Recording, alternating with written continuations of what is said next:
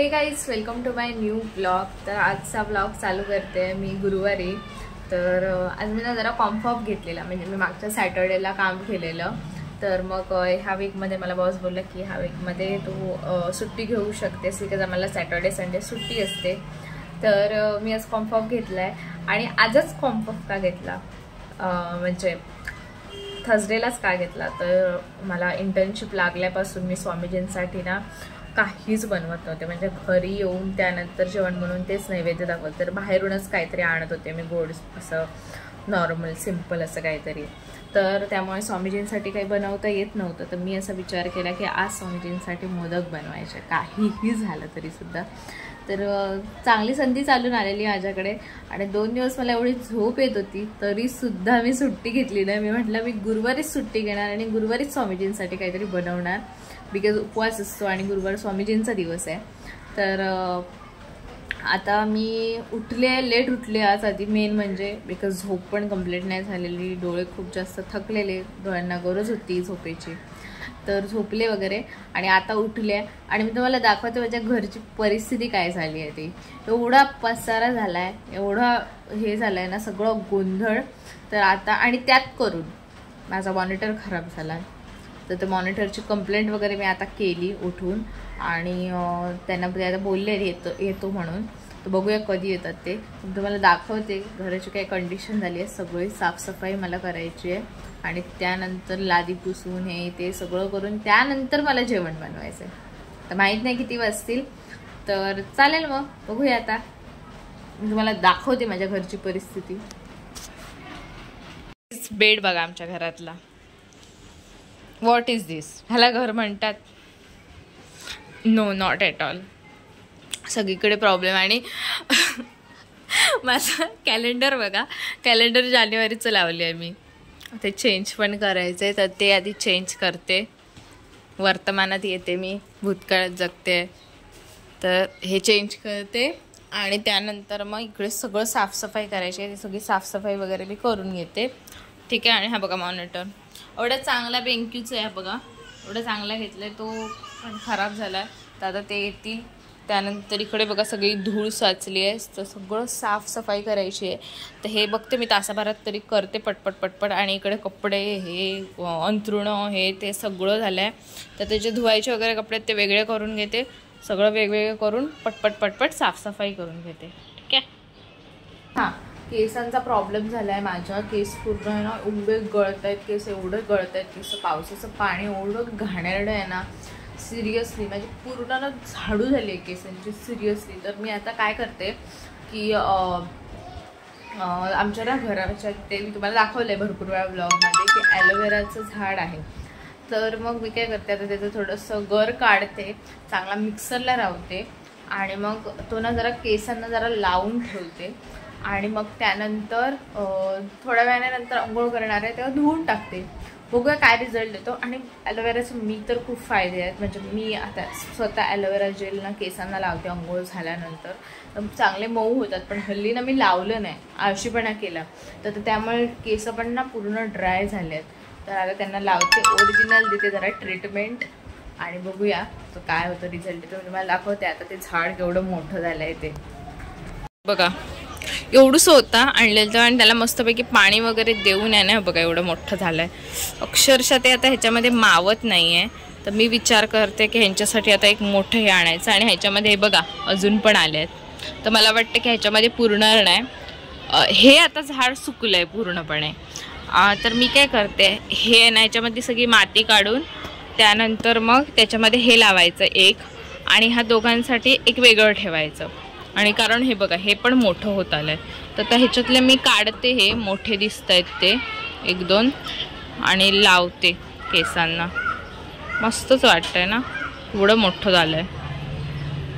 आणि हा बघा आम्ही पूर्ण कागद लावून घेतला आहे पूर्णपणे, कारण इकडून एवढी झड बसते ना आणि पूर्ण इकडे कपडे वगैरे जे सुकत घातले ते सुकत नाही आणि सगळं ओलं ओलं होतं आणि इकडे पण पूर्ण ओल पूर्ण पसरते, त्यामुळे हे करून घेतलं आहे मी।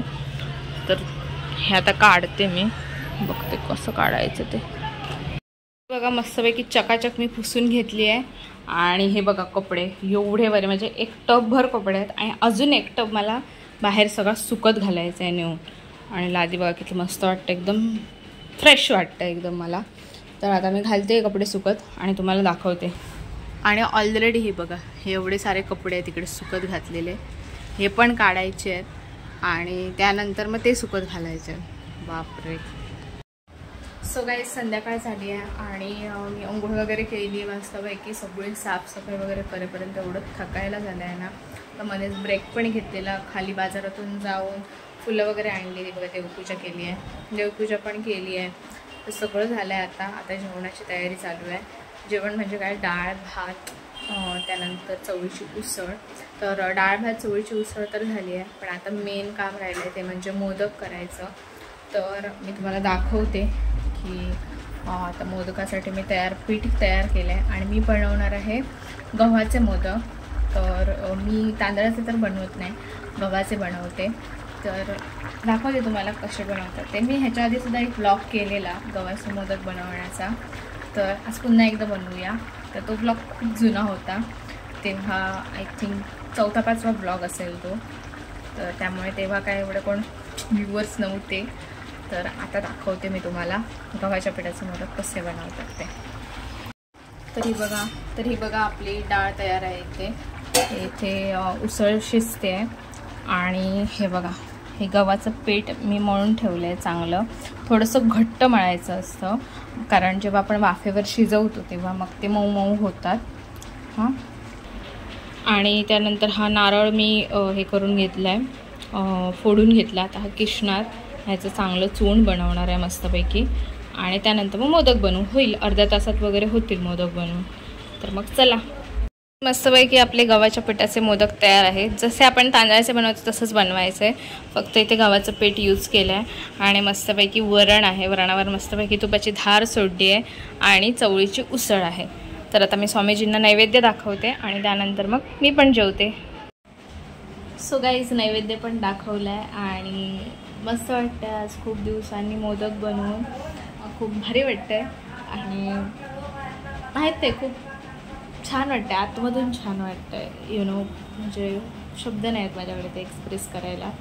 आज खूप दिवसांनी स्वामीजींसाठी काहीतरी बनवलं आहे गोड, तर खूप भारी वाटतं आहे. तर आता स्वामीजींना नैवेद्य तर दाखवलं आहे मी, आता थोड्या वेळाने मी पण जेवेन. तर बघू आता त्यानंतर. हां, आणि आज आत्या पण येणार आहे माझी, तर ती आता बघू किती वाजता येते. 8:30 तर वाजून गेले आहेत. तर आता ती किती वाजता येते ते बघायला पाहिजे. तर बघूया. तर त्याआधी मी मात्र जेवून घेते, बिकॉज माझा सकाळपासून उपवास आहे. मी फक्त एक लाडू खाल्ला आहे, त्या व्यतिरिक्त काहीही खाल्लं नाही आहे. तर मग आता भूक लागली आहे. तर आता स्वामीजींना नैवेद्य दाखवून थोड्या वेळाने मी जेवेन. फायनली आत्या आपली आलेली आहे आणि आत्या मोदक खाते. मोदक कसे झाले? टेस्टी, मस्त, एकदम टेस्टी. आणि चपात्या पण बनवलेल्या आहेत, चपात्या खाऊन झाल्या आहेत. आणि एकदम छान जेवण आहे. हे बघ, ही अशी उसळ बनवली आहे, चवळीची उसळ. आणि ही अशी डाळ, गोडी डाळ म्हणते ते का, गोडी डाळ. वरण आहे, वरण बनवलं, वरण आहे ते.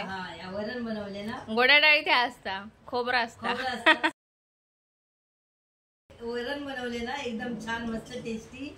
आणि हे मोदक, हे मी मोदक ना पहिल्यांदा खाते ना. हा, कारण हे गव्हाच्या पिठाची बनवलंस ना तू, एकदम छान. आणि बघ ना, हे कशी एकदम पाती बिती कशी बनतात ना त्याची, वळलेली वगैरे, छानच आहे एकदम छान. म्हणजे टेस्टी आहे. गव्हाच्या पिठाचे खूप छान होतात आणि सगळेजण जेवढे येतात ना खाऊन, सगळ्यांना आवडतात ना. खरंच. पण तुला ऑर्डर देऊ काय हरकत नाही? नको, एवढा नको. एवढी पण आवड नाही माका. रेसिपी तरी दे ना. हा, रेसिपी देऊ शकते, म्हणजे जे मी दाखवले, मी होय ना ब्लॉग मध्ये दाखवली. मग काय हरकत नाही, पण एकदम टेस्टी. चला तर मग आता आम्ही जेवतो. आणि विशेष म्हणजे काय माहितीये, मी आल्या लगेच माझ्या समोर जेवण असं फर्स्ट टाइम झालं. फर्स्ट टाइम झालं की माझी भाची तिने सर्व जेवण बनवून ठेवलं आणि मी आल्या लगेच म्हणतात ना मालवणीमध्ये, जेवणावर बसले, तसा झाला. मजा, एकदम मस्त. आणि मी आत्याकडे होते राहायला, 1 महिना होते. पण काय काय काय काय करायचीस ना. तू पण तेव्हा काय काय काय काय करायची? 1-2 महिने होते मी खायला, तेव्हा पण मी बनवायचे जेवण वगैरे. जेवण आणि हा चपात्या मी आत्याकडून शिकल्या. अच्छा. चपात्या मी हिच्याकडून शिकल्या. तर म्हणजे छान जेवण बनवते तू, म्हणजे नंबर 1 जेवण झालं आता, एकदम मस्त टेस्टी. आणि मला असं वाटलं नव्हतं की गेल्या गेल्या मला जेवण मिळेल, पण खरंच एकदम मस्त वाटलं, छान. आज सुट्टी होती ना. गॉड ब्लेस यू, अशीच पुढे पुढे जात जा. Thank you. So guys, this is the next day. आणि काल मी ब्लॉग एंड करायला विसरले, तर कालचा मी तुम्हाला गुरुवारचा दिवस दाखवायला माझा कसा असतो. तर पहिली गोष्ट म्हणजे सगळं मी साफसफाई वगैरे करते, सगळं घरातलं आवरते, त्यानंतर लादी वगैरे पुसते, बिकॉज गुरुवार स्वामीजींचा दिवस असतो. तर मग त्या दिवशी नैवेद्य बनवते, प्रॉपर नैवेद्य असतो. तर काल खूप दिवसांनी बनवून एवढं भारी वाटलं की स्वामीजींसाठी काहीतरी बनवलं आहे गोड. तर मजा आली बनवायला आणि सगळी घरातली साफसफाई केली, त्यामुळे फ्रेश पण वाटते. आता शनिवार मस्तपैकी आराम आहे मला. आणि हां, मला नक्की सांगा की गव्हाच्या पिठाचे मोदक कसे वाटले तुम्हाला कमेंट बॉक्समध्ये.